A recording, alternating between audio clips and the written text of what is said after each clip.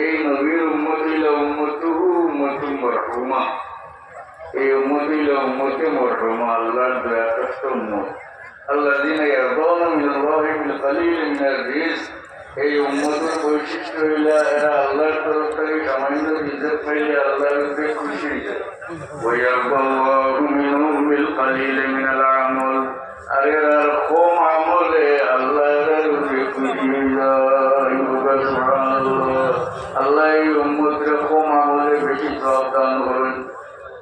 5 ওয়াক্ত নামাজ পড়ি নাই, হ্যাঁ, হাদিস শরীফে আছে আল্লাহ নবী জানাইছে যে ও যে ওয়াকামতুল ওয়াকামতুল ও যে 550 সুবহানাল্লাহ 550 কিলা ওলা আদায় করার ব্যাপারে 5 আর সওয়াবের ব্যাপারে 50 পড়লেও 5 সওয়াব দেওয়া।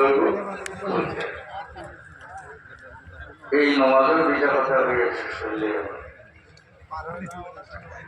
নমাজ যেটা আরবি সালাত, সালাত আগর নবীর জমানার তো আছে।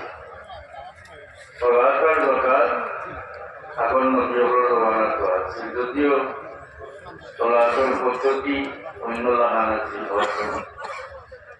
কিন্তু সালাত আছে। কিন্তু হাদিস শরীফে আছে অন্যান্য নবীর উম্মতে তারা ইবাদত করে না গেলে সালাত আদায় করে না, নামাজ আদায় করে। আর আমরা যে আল্লাহ জুইলাত ফিল আরদি মসজিদান ওয়া তাহুরা, বুখারীর হাদিস। আল্লাহ নবী ফরমায় আমার লাগি সারা পৃথিবী নামাজের জায়গা করে দেওয়া হয়েছে। সুবহানাল্লাহ।